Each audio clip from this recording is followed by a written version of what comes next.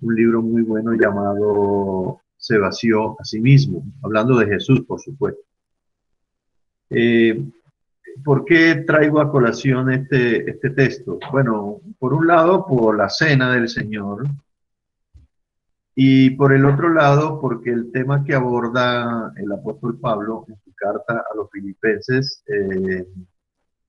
él aborda un tema, al menos dos consideraciones que yo voy a tomar. De los 4 capítulos, hay dos consideraciones que yo voy a hacer hoy respecto a esa escritura. Por prevención, pues uno tiene que tomarse el trabajo de leer todo la carta para poder entender, contextualizarla bien, y también algunas escrituras de Hechos de los Apóstoles, porque hay una situación muy particular. Pablo está en la cárcel en Roma, y los voy ubicando ya, contextualizándolos un poco mejor. Año 63 después de Cristo. Pero vamos a leer la escritura una vez más. Dice: humillación y exaltación de Cristo. Versículo 1, por tanto, si hay alguna consolación en Cristo, si algún consuelo de amor, si alguna comunión del Espíritu, si algún afecto entrañable, si alguna misericordia, completad mi gozo, sintiendo lo mismo, teniendo el mismo amor, unánimes, sintiendo una misma cosa. Nada hagáis por contienda o por vanagloria, antes bien con humildad, estimando cada uno a los demás como superiores a él mismo, no mirando cada uno por lo suyo propio, sino cada cual también por lo de los otros. Esa es la situación que Pablo está diciendo.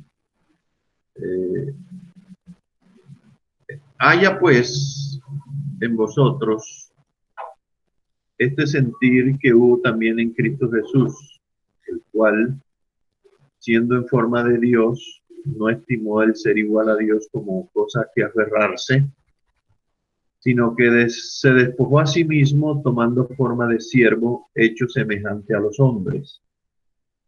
Y estando en la condición de hombre, se humilló a sí mismo, haciéndose obediente hasta la muerte, y muerte de cruz. Por lo cual Dios también lo exaltó hasta lo sumo y le dio un nombre que es sobre todo nombre, para que en el nombre de Jesús se doble toda rodilla de los que están en los cielos y en la tierra y debajo de la tierra, y toda lengua confiese que Jesucristo es el Señor, para gloria de Dios Padre. Al comienzo hay una expresión que quisiera resaltar. A ver, el verso 5. Ahí. Haya pues en vosotros este sentir que hubo también en Cristo Jesús. ¿Qué clase de sentir? Eso lo vamos a mirar. ¿Qué clase de sentir?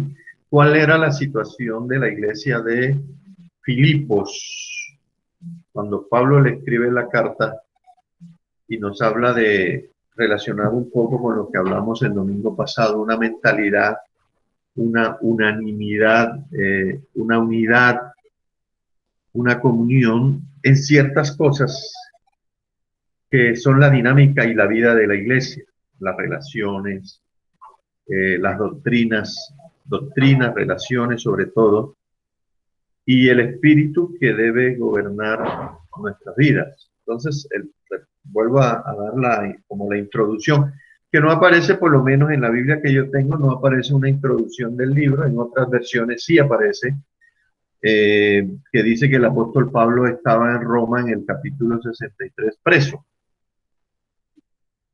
¿cierto? Año 63 después de Cristo. Otro dato, año 62, corrijo, año 62. Exhortación del apóstol Pablo a los filipenses. Provincia de Macedonia. Macedonia era una provincia romana, pero es la primera iglesia fundada por el apóstol Pablo en Filipos, y Macedonia ya no es Asia, corresponde a Europa. Es decir, es la primera iglesia que Pablo funda en Europa en uno de sus 3 viajes misioneros. Habría que investigar cuál fue de los 3. Repito, Filipos, provincia de Macedonia, Europa. Preso en Roma, Pablo. El mensajero por el cual Pablo envía la carta es Epafrodito, un nombre muy particular, Epafrodito. Si alguno quiere tener un hijo o nieto, ahí le sugiero un buen nombre. Un nombre romano y un nombre a la vez puede ser romano o griego, pero no importa. Emperador romano de la época, Nerón. Ya uno medio empieza a temblar un poco cuando nombra este personaje siniestro, uno de los peores enemigos de la iglesia y de los discípulos del Señor. Nerón. Pablo estaba preso en un lugar y cuando asumió el poder, Nerón, él tenía un prefecto militar que se llamaba en ese tiempo Burro. Ese era el nombre, Burro. Y entonces trasladaron a Pablo un poco más al palacio presidencial, diríamos, del imperio. Y este Burro era el encargado de la custodia del apóstol Pablo. Pero muerto el Burro, Nerón nombró a otro prefecto llamado Tibelino. Acá está lloviendo y casi no se oye. Tibelino. La esposa de Nerón se llamaba en ese entonces Octavia. Octavia, sí. Y Tibelino ayudó a Nerón a divorciarse de Octavia y se casó con otra joyita llamada Popea. Dice usted, yo lo digo porque yo sé que algunos no saben de estas cosas. Popea. Y Popea mandó a asesinar a Octavia. Sí, quitar rival. Así era más o menos la vida de este asesino y pervertido llamado Nerón. El apóstol Pablo, bastante consciente de la situación que le correspondía por estar preso y que había asumido el poder este hombre enemigo de la iglesia, pues él pues, de alguna manera no veía con buen optimismo su futuro, pero sin embargo, estando en esa condición, en un tono de gozo, porque la palabra de Dios no está presa ni nada por el estilo, en tono de gozo y conociendo la situación de la iglesia ya en Europa, en la parte esa de Macedonia, escribe la carta a través de Epafrodito a la iglesia o a la comunidad de los filipenses o Filipos. Y la intención del apóstol Pablo, entre otras cosas, es prevenirles de 2 situaciones que se están presentando en la iglesia de Filipos. Ahora, la iglesia de Filipos es como cualquier comunidad, todas las comunidades tienen problemas, tienen dificultades, unos de una manera, otros de otro, pero concretamente los problemas de la iglesia de Filipos eran 2. Uno, prevenirlos de un problema externo, que eran los judaizantes. Sí, eso persiguió a casi todas las iglesias en ese tiempo. Los judaizantes, los de la circuncisión, etcétera, etcétera. Y el otro era un problema interno. Uno era externo, los judíos, y el otro interno, que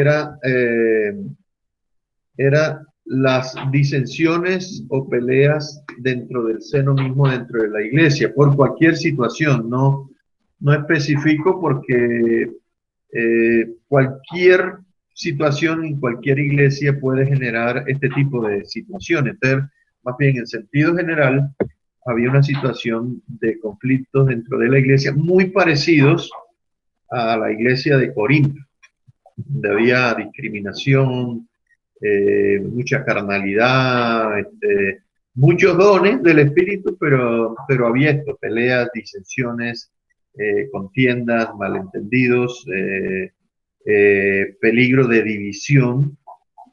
Y en ese sentido podríamos decir que la carta está dirigida a la iglesia de hoy, puede ser el Edén, puede ser la de allá, la de acá, la de la esquina, la de la otra ciudad, la del otro país. Es decir, la carta sigue vigente en ese sentido porque el Señor sigue previniendo de que estos fenómenos día tras día se van presentando en todas las iglesias en todo el mundo.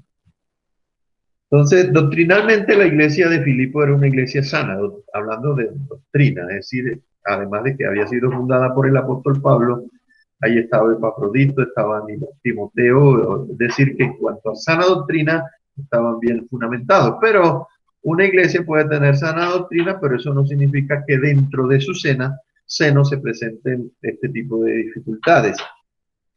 Entonces, el peligro ¿cuál es? De que independientemente de que tengan muy sana doctrina, en toda comunidad cristiana siempre existe el peligro de la división. Entonces, por eso el apóstol Pablo previene ese problemita que ustedes tienen allá ahora mismo, de que no hay un acuerdo sobre cosas a veces triviales, a veces el color de las sillas, el color de la pintura, la forma de colocar la silla. A veces esas cosas traen problemas entre los hermanos. Pero en general, detrás de todo este problema de las disensiones, las peleas, los pleitos, hay un espíritu que se llama de soberbia y de orgullo. ¿Sí? Y a eso es lo que Pablo apuntaba, porque ese es el mayor peligro. Uno puede no estar de acuerdo con una cosa, con la otra, el color de la tinta, el tamaño del papel en que escribe, esas son cosas triviales. Pero cuando detrás de fondo, usando el discernimiento y la experiencia, usted descubre que en la comunidad hay espíritu de soberbia y de orgullo, esto definitivamente, si no se toma el toro por los cuernos, va a terminar en una división o una destrucción de la iglesia. Entonces Pablo escribe previniendo todas estas cosas. Y el apóstol Pablo le está diciendo a la iglesia de Filipos a través de Epafrodito, tengan cuidado, pónganse de acuerdo. Y por eso es que él usa, y yo le llamo el corazón de la carta del apóstol Pablo a los Filipenses, este capítulo 2 de Filipenses del 1 al 11. Y resalta esto: haya pues en vosotros este sentir que hubo en Cristo Jesús. Entonces, él dice, ustedes allá tienen este problema, tienen esta competencia, tienen pleitos, tienen celos, tienen contiendas, y ustedes tienen que fijarse en esto, en Jesús, su actitud, la forma como él, siendo Dios, se humilló y hasta la cruz, hasta la muerte. Y ese sentir que hubo en Cristo Jesús es el que ustedes tienen que adoptar. Y si ustedes adoptan el espíritu que hubo en Cristo Jesús, esa contradicción, esa pelea, esa contienda, esa división se va a acabar. Entonces miren cómo el apóstol Pablo aborda el problema. Adoptar el espíritu, la actitud que hubo en Cristo Jesús. ¿Y cuál fue la actitud de Cristo Jesús? La humillación. La humillación. Y Pablo quiere afirmar esto en la iglesia. Máxime hoy, si contextualizamos lo que está pasando hoy, este espíritu de rebelión, de guerra que hay a veces dentro del seno de la iglesia de competencia, se combate diciendo, observe lo que hizo el Señor Jesús, que no estimó el ser igual a Dios y se rebajó hasta la condición de hombre para lograr unos propósitos, no solamente acabar con las peleas, sino también la redención. Entonces, todo eso está en el espíritu de la carta. Lo que Pablo quiere transmitir, la forma de combatir todas estas cosas que se están presentando dentro de la iglesia local o en toda la iglesia en general. Por ejemplo, son expresiones del apóstol Pablo cuando, por ejemplo, dice en Filipenses 2:21, para resaltar qué era lo que había en el seno de la iglesia de Filipos. Filipenses 2:21, el apóstol Pablo dice, entre otras cosas, porque, por ejemplo, todos buscan, 2:21 creo, ¿sí? Ahí está, porque todos buscan lo suyo propio, no lo que es de Cristo Jesús. Y él dice, pero ya conocen los méritos de él que como hijo a padre ha servido conmigo en el Evangelio. Viene hablando de alguien, pero está diciendo de que dentro del seno de la iglesia de Filipo había hermanos que estaban en este plan, abogando por lo particular, no por lo general, abogando por sus intereses, repito, particulares. Todos buscan lo suyo propio, no lo de Cristo. O sea, sus intereses era de pronto en engrandecerme, en que me reconozcan, en que yo soy, mire, que no sé qué. En el 3:2 de Filipenses también, el apóstol Pablo también dice, hablando ya del problema externo de los judaizantes, él dice una expresión muy fuerte, dice, guardado de los perros, guardaos de los malos obreros, guardaos de los mutiladores del cuerpo. Y después habla de la circuncisión, porque nosotros somos la circuncisión. Es decir, él estaba diciendo, guárdense de los judíos que los quieren obligar a circuncidarse, porque son como perros voraces. Un perro, por lo general, lo digo, conocimiento de causa por experiencia, los perros apuntan mucho, y perros bravos, es a la parte genital de las personas. Y él usa ese ejemplo de los perros, que son los que mutilan, los que circuncidan, y en este caso, pues los judíos. Entonces ven que el espíritu de la carta es atacando todo esto. En Filipenses 3:15 al 19, 3:15 al 19, dice Pablo, así que todos los que somos perfectos, él está apelando a la unidad, al entendimiento, esto mismo sintamos. Y si otra cosa sienten, pues eso también se lo va a revelar Dios. Pero en aquello a que hemos llegado, sigamos una misma regla, sintamos una misma cosa. Ahí habla de unidad. Hermanos, sed imitadores de mí y mirad a los que así se conducen según el ejemplo que tenéis en nosotros. A los corintios también le dice, sed imitadores de mí así como yo de Cristo, porque por ahí andan muchos, dice Pablo en el 18, porque por ahí andan muchos, ¿dónde? Dentro de la iglesia del Señor. Y muchos, de los cuales os dije muchas veces, y ahora lo digo llorando, mire, que son enemigos de la cruz de Cristo, el fin de los cuales será perdición, cuyo Dios es el vientre, y cuya gloria es su vergüenza, que solo piensan en lo terrenal. Cuando Pablo está diciendo cuyo Dios, ahí notan que está en minúscula, ya viene a ser un ídolo, y dice que ese Dios es el vientre, quiere decir la comida y el placer. Eso tiene mucho que ver con los griegos. Y los griegos, en la estatua de Nabucodonosor, que vio Nabucodonosor, el vientre representa a los griegos, que eran muy preocupados por esto, por el placer y por la comida. ¿Qué? La comilona, sí. Bueno, es que no sé, no hay que comer, pero parece ser que la glotonería viene a representar como un ídolo. El apóstol Pablo menciona a dos mujeres.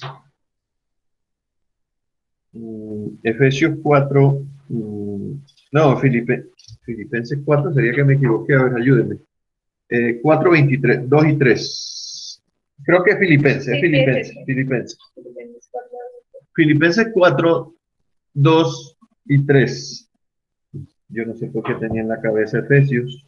2 veces me tocó corregirlo. Filipenses 4, 2 y 3. Ahí hay nombre de dos mujeres.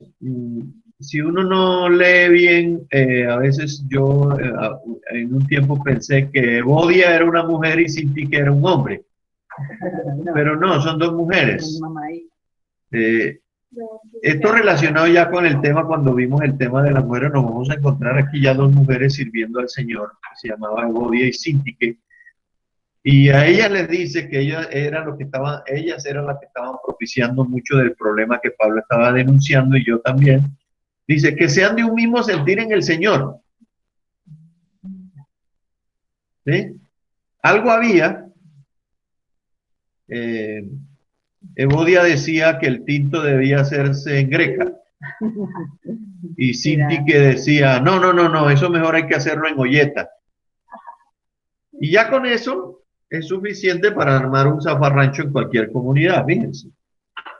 Y si en vez de Evodia decimos Pedro y en vez de Sintique decimos Juan, Juan dice, no, es que hoy hay que venir con corbata, y Sintique no, yo puedo venir en pantaloneta. Entonces ya también se armó un zafarrancho. Esas son las cosas muy propias de la vida de la iglesia, y son las trivialidades por las que a veces se corre riesgo incluso de una división en cualquier comunidad del Señor. ¿Entienden ustedes?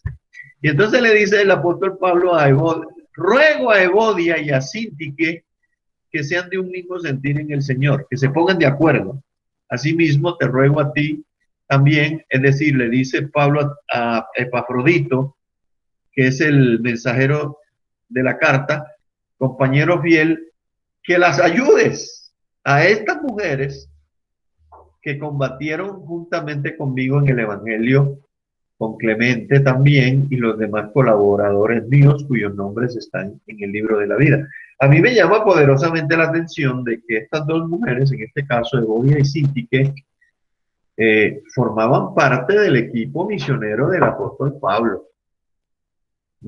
Para que cuando revisemos otra vez lo de los roles y todo esto, mire, estas mujeres eran unas, como decimos acá, eran unas duras, de hueso colorado, ¿cierto? Y habían servido en el ministerio, es más, habían corrido los mismos riesgos que el equipo masculino del apóstol Pablo, pero estaban agarrados por lo que repito, de pronto por la greca o por el tinto o por cualquier cosa. Ahí no dice, no especifica cuál era, en qué era que estaban en desacuerdo, pero Pablo, previendo el riesgo de pronto hasta una división, o que de pronto alguna de ellas dijera, no, yo me voy de esta congregación, aquí no me quieren, es que aquí no me dejan, o qué sé yo, bueno, entonces Pablo estaba previniendo. Entonces Pablo dice, el corazón de la epístola, en Filipenses capítulo 2, del 1 al 11. Vamos a hacer una exégesis pequeña, un pequeño estudio sobre esta escritura del capítulo 2 de Filipenses. ¿Por qué considero que es importante hacer un estudio? Porque cuando Pablo dice, haya pues en vosotros el sentir de Cristo Jesús, él revela en qué consistía ese espíritu o esa actitud de Cristo Jesús y que nosotros tenemos que adoptar para acabar con los conflictos dentro del seno de la iglesia. Entonces, repito, vamos a hacer una pequeña exégesis de acuerdo a la versión Reina Valera, ¿no? ¿Con qué intención? Que lo imitemos. Esa es la intención del apóstol Pablo, que imitemos. Y como decía una vieja, un programa acá, que nos dejemos de vainas. Dejémonos de vainas. Imitemos al Señor Jesús y dejémonos de andar agarrados por el color de la camisa, por los zapatos, por la corbata, por la comida, por la política, por el paro, por todo esto, así que, sí, por el COVID. Entonces, este fruto del Espíritu, que es la humildad, que es el que el apóstol Pablo quiere implantar a la iglesia de Filipo y a la nuestra hoy, este espíritu de la humildad es el resultado de entender al menos varias cosas. Ahí sí vamos a hacer ya la exégesis. Primero, que todos dependemos exclusivamente de Dios. Que entendamos que todos somos dependientes del Señor. Que toda buena dádiva y todo don perfecto proviene de Dios. De entender que delante de Dios todos somos iguales, incluyendo mujeres, hombres, mujeres. De entender que todos dependemos del amor y de la misericordia de Dios. De entender que la humildad ama, no discrimina. El que es humilde ama, considera y no se enorgullece ni se jacta con C de sus habilidades o dones, ni tampoco humilla a los demás, ni se llena de soberbia, ensoberbece en su conducta hacia los otros. Es decir,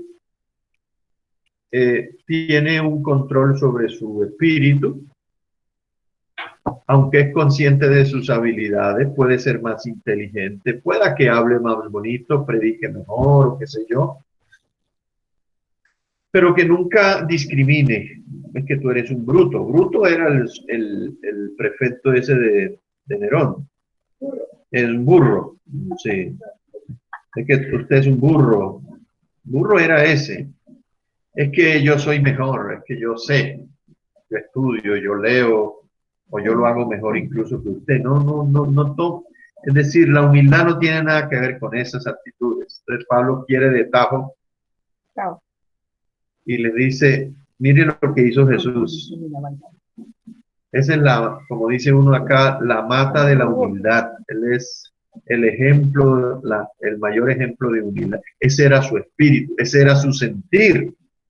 Y ustedes, por favor, Evodia, Cintique, Pedro, Juan, déjense de andar ahí tratando de demostrar lo que no son. O si lo son, no humilles a los demás con tu actitud. Haya pues en vosotros este sentir. Las versiones más antiguas, que estaba leyendo ahí un comentario bíblico, el comentario bíblico dice que las versiones más antiguas dicen, la escritura era, tengan ustedes esta mentalidad. Haya pues en vosotros este sentir era, tengan ustedes esta mentalidad. Y eso fue algo de lo que vimos el domingo pasado, renovado en el espíritu de una mentalidad de reino, una mentalidad de pueblo, una mentalidad de comunidad, una mentalidad en donde se reconoce a los demás mejor que yo. Eso es lo que Pablo está diciendo ahí. ¿Sí? Eso es humildad. ¿Sí? Cristo asumió la forma de siervo para servir. Si tienes un don que Dios te ha dado, o incluso un don natural, también te lo ha dado Dios, con eso sirva a los demás. No procures que te sirvan a ti. Cristo, al humillarse, se rebajó. Usted también haga lo mismo. ¿De qué forma se humilló Cristo? Dios se hizo hombre. Ya eso es humillación. Imagínense. Y me acuerdo en el lenguaje que usa Jorge Mitián. Y si se rebajara un poco más, entienda usted que le digan que es como usted y un ratón. Si ya es un ratón, es rebajarse más, aunque Cristo no se hizo ratón. Me refiero es bajar de condición, rebajarse hasta lo más, hasta la cruz. Y eso es lo que Pablo está diciendo ahí en Filipenses 2. El cual siendo en forma de Dios no estimó el ser igual a Dios, sino que se rebajó, se humilló hasta la condición de hombre y fue hasta la cruz a morir. Entonces, ese es el ejemplo que nos debe imbuir, que nos debe llenar, del que tenemos que trabajar. Y eso nos ayuda también a nuestro orgullo y a nuestra soberbia, a darle de tajo en la raíz y ser un discípulo de Cristo que realmente se da cuenta de que con lo que Dios te ha dado, lo único que tenemos que hacer es servir. La mentalidad de Jesús era, bueno, si me toca humillarme y me tratan mal y aún me matan, igual voy a hacer lo que el Padre me mandó. Y la humildad va de la mano de la obediencia. Jesús fue obediente al Padre. El Padre le propuso la misión al venir acá a la tierra y él dijo, yo lo hago. Eso es obediencia. Y si me toca ir a la cruz, eso es humillarse. Y si me toca volverme hombre, eso es humillación. Pero lo haré, no me importa lo que pase conmigo.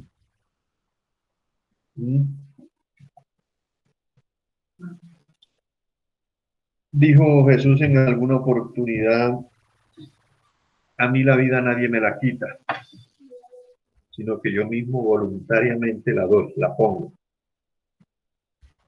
Porque tengo poder para ponerla y para volverla a recuperar. Eso habla de su condición de Dios. Dios se hizo hombre en la persona de Jesús para redimirnos y para rebajarnos el orgullo y la soberbia y las jactancias. Ahora Jesús en su acto de humillación, él lo dijo muchas veces, yo hago es lo que al Padre le agrada. A él no le importaba el que dijeran de él, lo que dijeran a él no le importaba. Incluso en una ocasión le dijeron que estaba endemoniado. Imagínense. Eso es sufrir la humillación. Aparte que me humillo a favor de ellos, ahora me dice que estoy endemoniado. Imagínense. Una blasfemia terrible. Y su acto de humillación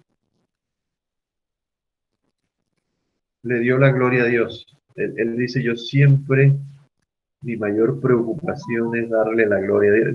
Fíjese el sentir que había en Cristo Jesús, el espíritu del cual él estaba lleno.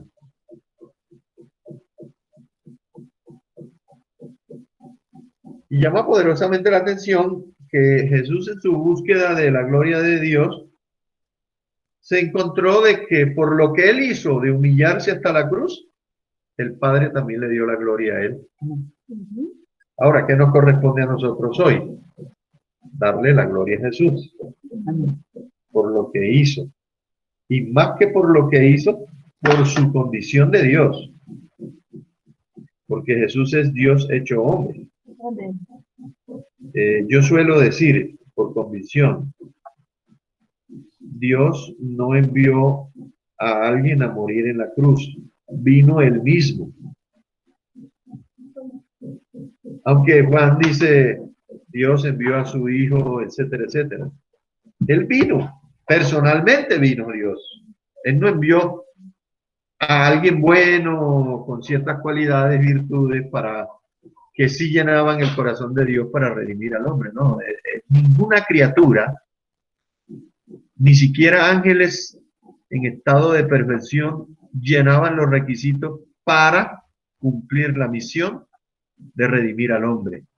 Entonces él dijo, ninguno de la creación, por bueno que sea, puede, voy yo mismo.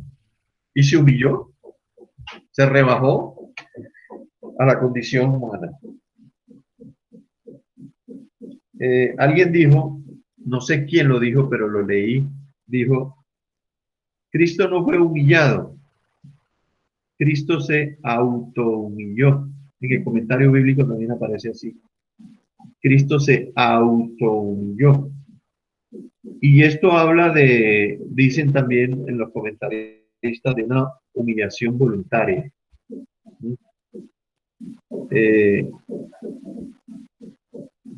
Y eso tiene que ver con que el comentario procura de no darle tanto bombo a lo que hicieron los romanos, los judíos, o el hombre en general, o el gobernador romano, o el diablo mismo. Es decir, dando a entender que él tenía el control de todo lo que le estaba pasando y que él lo hizo voluntariamente. A Jesús nadie lo mató, por decir, como decía alguien. Él se suicidó, dijo alguien. No, él no se suicidó realmente, pero sí voluntariamente, teniendo el control de todas las situaciones, fue a la cruz. Eso es distinto. ¿Mm? Y tiene sentido lo de la autohumillación porque si por ejemplo usted lee Isaías 53, que a mí me gusta leer Filipenses 2 con el respaldo de Isaías 53, y para que nos demos cuenta de que la humillación de Jesús fue voluntaria y fue por la voluntad del Padre, por lo que iba a lograr, y él iba a demostrar también su poder ahí, levantándose de la muerte. En Isaías 53 usted encuentra unos versículos, por ejemplo, le digo cuáles, unos tantos. En Isaías 53 dice en el versículo 3, versículo 3, dice, despreciado él, desechado entre los hombres, valor de dolores, experimentado en quebranto, fue menospreciado y no lo estimamos. ¿Sí? Y dando a entender que este varón, en este caso Jesús, que se autohumilló cuando se hizo hombre, dice que era experimentado en quebranto. ¿Sí? Fue menospreciado y no lo estimamos. Dice el 4 que llevó nuestras enfermedades y sufrió nuestros dolores y nosotros le tuvimos por azotado para resaltar lo del tormento, pero él era un hombre experimentado, tenía experiencia. Él había aprendido todo esto en su confrontación con los judíos y e incluso con sus mismos discípulos. Y él da la razón por la cual él sufrió todo esto, pues por nuestra rebelión, por nuestro pecado, la paz que nosotros que no teníamos, él la cargó también en la cruz para reconciliarnos consigo mismo y con Dios. ¿Sí? Él llevó nuestras enfermedades y habla de nuestra condición como descarriada. Bueno, pues todo eso está en Isaías 53. ¿Eh? Pero me llama poderosamente la atención el verso 4.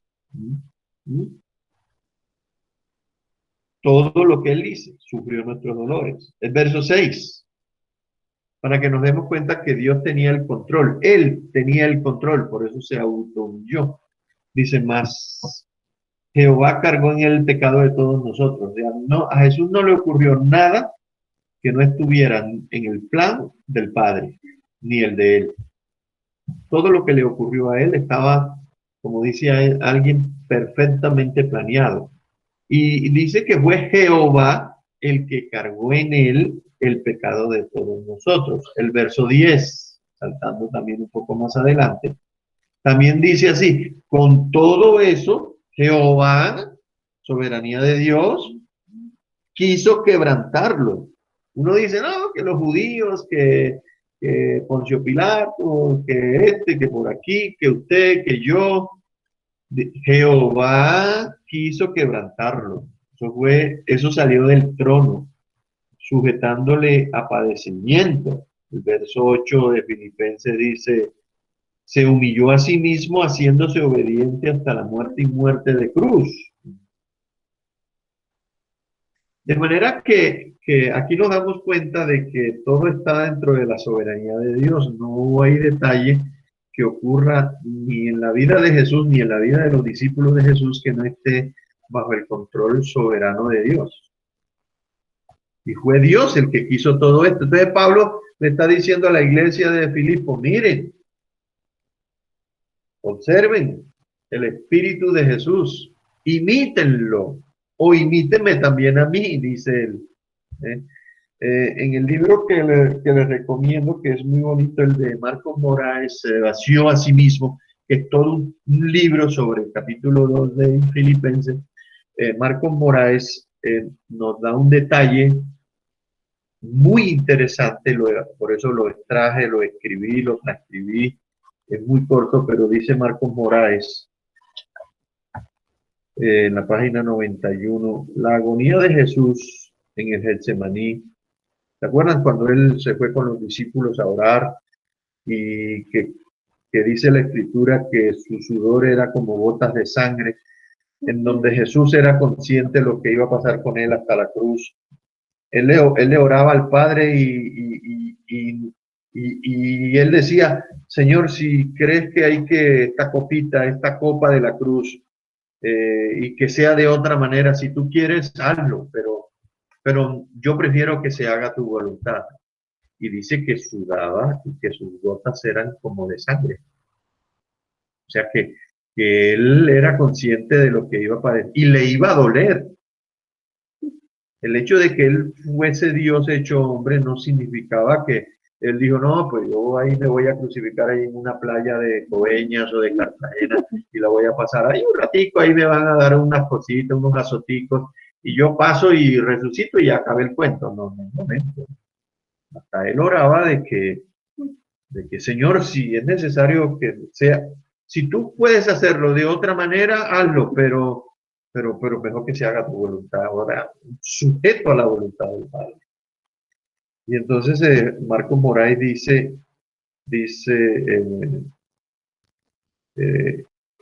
su agonía en el Getsemaní se refiere a algo que nosotros jamás podríamos comprender. Su agonía no tenía mucho que ver con el dolor, sino con otra cosa que de pronto es la que nosotros a veces no entendemos. Es que él perdería la comunión con su padre, porque su padre lo abandona. Es decir, lo que más le dolía a él, aunque le dolía, no era los clavos, los azotes, las injurias, el ser clavado en la cruz, colgado, lacerado, dice Isaías, molido. Eso le dolía y le dolió y lo mató. Pero dice Moraes, y eso es lo que yo quiero resaltar de esta escritura de Moraes, es que lo que más le dolía a él era de que él sabía que por un momento, por un tiempo, él iba a perder la comunión con su padre. ¿Y cuál era la razón por la cual él iba a perder la comunión con su padre? Porque en algún momento de todo ese proceso de la muerte, de la crucifixión y muerte, todos los pecados suyos, míos y de toda la humanidad iban a estar sobre él. Según Isaías 53, dice que él llevó todos nuestros dolores y todas nuestras enfermedades y todos nuestros pecados. Es decir, todo lo que nos separaba a nosotros de Dios, en ese momento Él lo iba a llevar, ahí lo iba a tener sobre sí.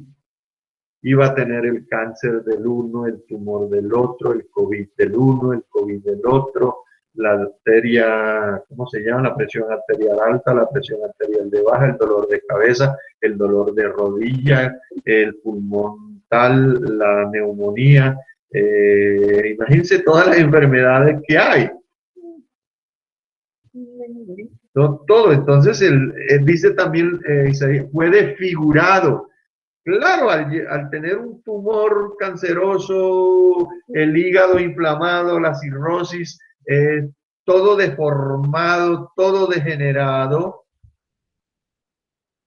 y al llevar sobre sí todo eso, en ese momento el Padre dijo, porque el Padre odia el pecado.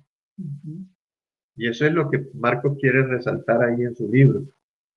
Por eso fue que Dios lo abandonó. Él lo vio como si fuese un hombre pecador. Pero lo que más estimaba Jesús, imagínense, una comunión eterna, verse interrumpida, aunque fuese por un momento, a él le dolía más.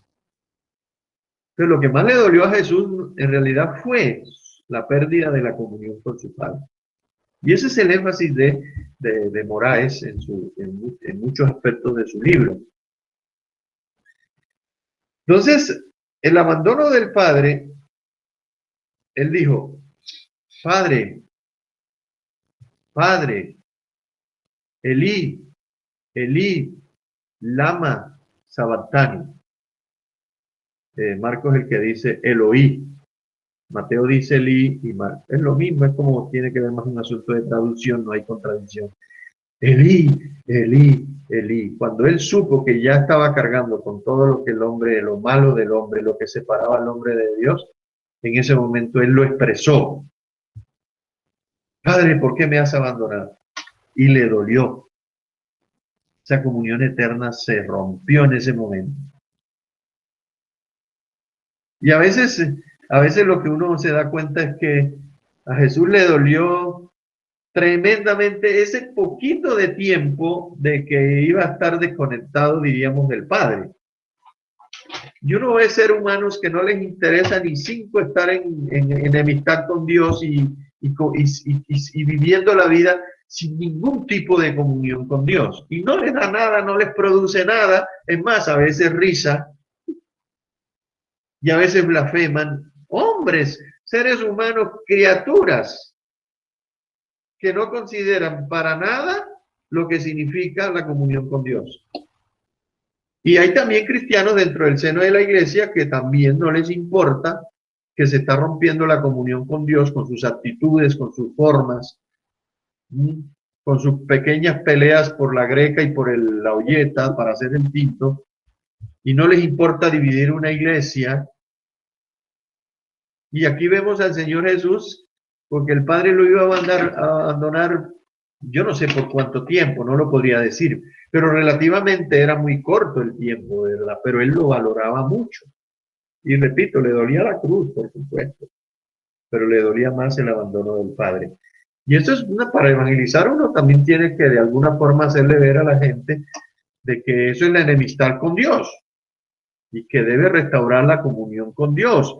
Y que si este pecado de la división, de la distinción, de la discriminación, del dársela de la mamá de Tarzán o la última Coca-Cola del desierto, de mirar a los demás por encima del seno del hombro, es una falta grave y es una falta de humildad temible. Por eso Pablo dice, haya pues en vosotros este sentir que hubo en Cristo Jesús, el cual siendo en forma de Dios, no estimó el ser igual a Dios como cosa que aferrarse, sino que se despojó y se humilló y hasta allá abajo, hasta la muerte de cruz.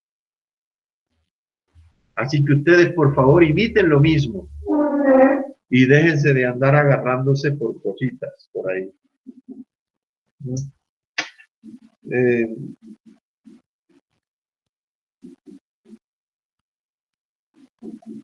Alguna referencia sobre este abandono, ¿no?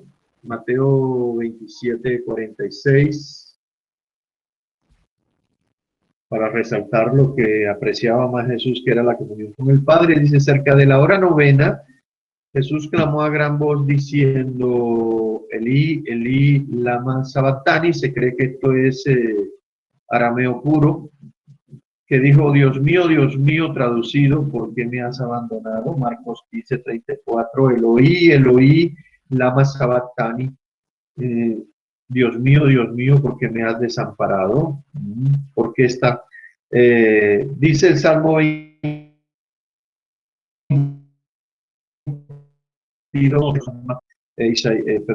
Salmo 22:1, dice David proféticamente, Dios mío, exactamente lo de Mateo y Marcos, ¿por qué me has desamparado?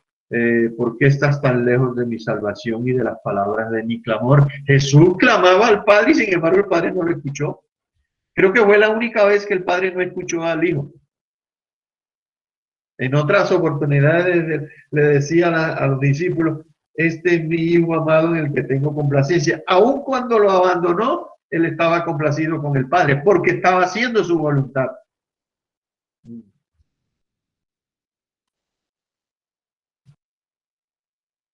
Pero él muere y resucita. Y después que resucita, todo vuelve a la normalidad.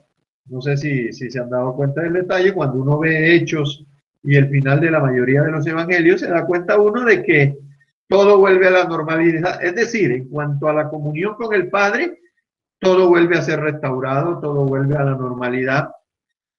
Pero hay algo interesante en ese después de la resurrección.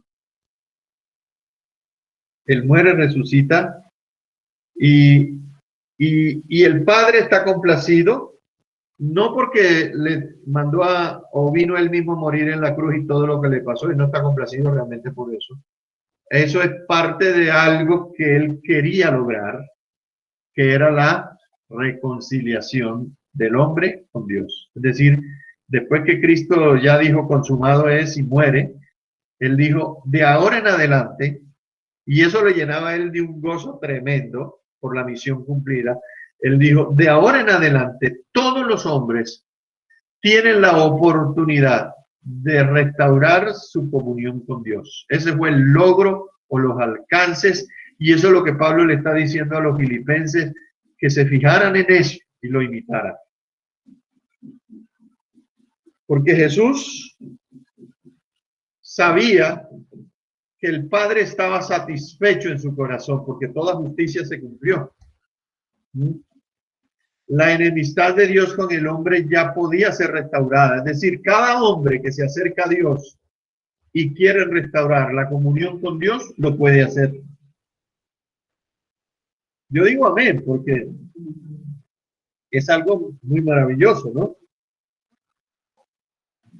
Dice Isaías 53:11, para que se den cuenta de que cuando la voluntad de Dios es satisfecha, hay alegría en el Padre, en el Hijo y en que se reconcilia con Dios. En ese caso, los hombres. Isaías 53:11 expresa algo, dice que Jesús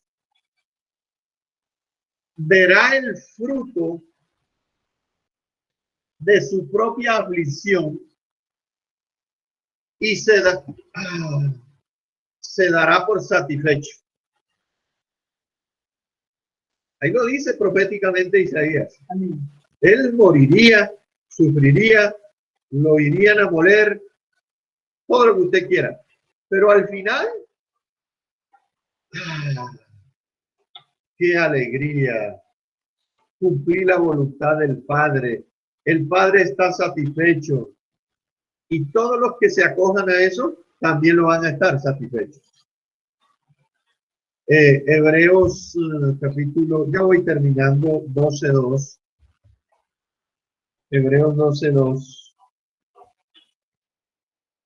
Un texto muy bonito, muy conocido también. Es como si fuera el apóstol Pablo diciéndole también a los filipenses, ¿sabe qué, muchachos? Déjense de andar en bobaditas, en cositas que dividen, que discriminan, que rompen, que dañan, que les impide el crecimiento.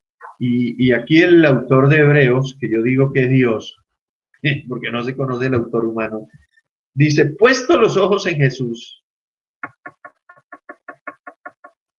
Es como si Pablo estuviera diciendo lo mismo, porque están en el mismo espíritu. Puesto los ojos en Jesús, el autor y consumador de la fe. ¿Sí? El cual, mire el mismo tenor de Isaías, el gozo por haber hecho la voluntad. El cual, por el gozo puesto delante de él, sufrió la cruz, menospreciando el oprobio, se sentó a la diestra del trono de Dios. Entonces, esa satisfacción que en este caso está hablando también del Hijo, recreando un poco es más o menos esto. Es Dios allá, la Trinidad, hicieron una reunión y digámoslo así, el Padre le dijo al Hijo, tengo este plan, quiero redimir al hombre. Y quiero que tú, hijo mío, amado mío, vayas y lo hagas. No importa lo que te pase. Yo voy a estar contigo. Te voy a abandonar por un momento para lograr el objetivo. Pero cuando lo hagas, te vas a sentir satisfecho.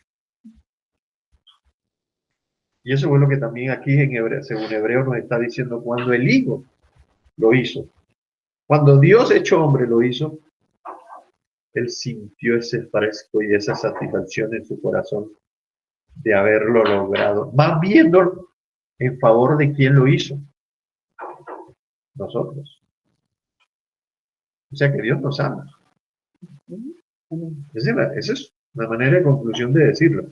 Dios nos ama y que de tal manera, como dice Juan 3:16, porque de tal manera amó Dios al hombre, al mundo, que ha dado a su Hijo unigénito, para que todo aquel en él crea, no se pierda, mas tenga vida eterna. Porque no envió Dios a su Hijo al mundo para condenar al mundo, sino para que el mundo sea salvo por medio de él.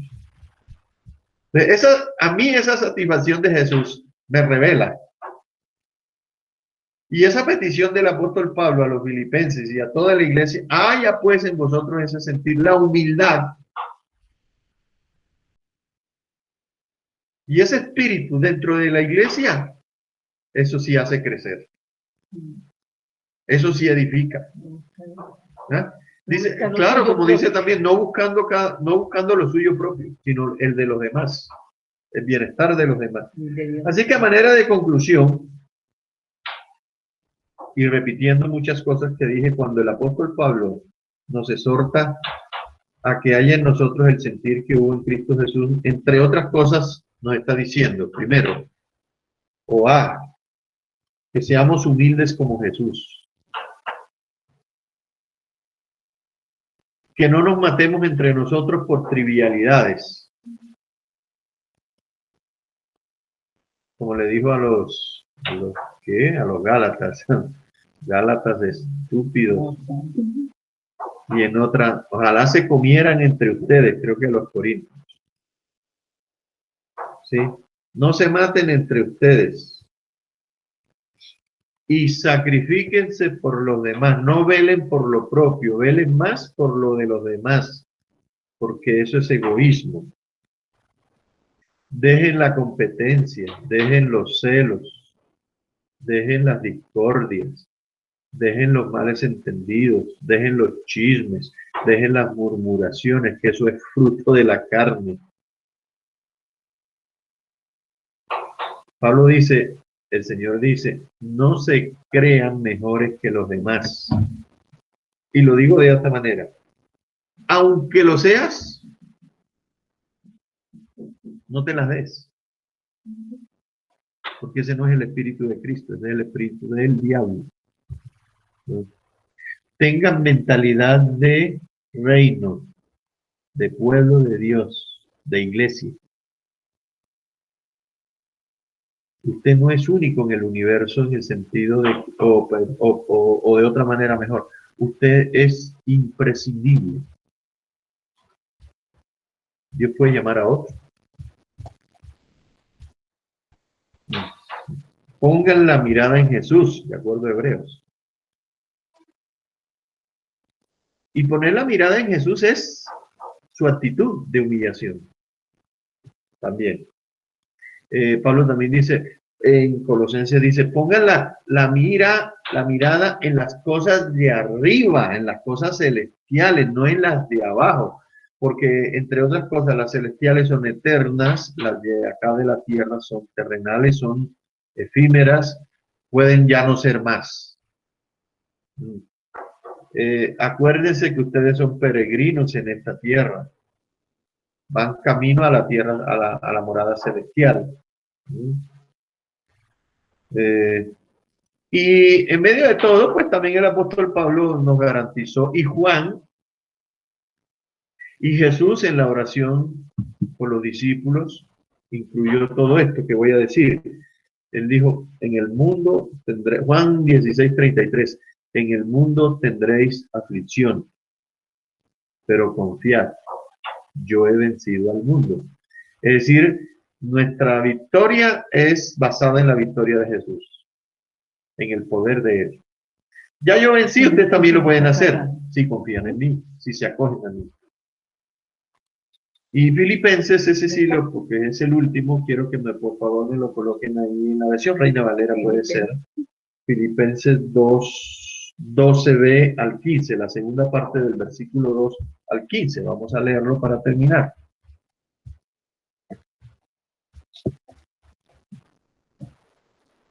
Filipenses 2. En vez de estar peleando y matándose entre ustedes por el tinto, por la greca, que si con azúcar o con sal, dice el apóstol Pablo, más bien, además de asumir esta actitud de Jesús, ocúpense, ocupaos en vuestra salvación. ¿Sí dije bien el versículo 12? Así véalo. Ahí está. Bueno, el 12 completo dice, por tanto, amados míos, como siempre habéis obedecido, no como en mi presencia solamente, sino mucho más ahora en mi ausencia. Ahí viene lo que yo quería resaltar. Ocupaos en vuestra salvación con temor y temblor. Acuérdense que los demonios tiemblan y a veces nosotros no. Porque Dios es el que en vosotros produce así el querer como el hacer por su buena voluntad.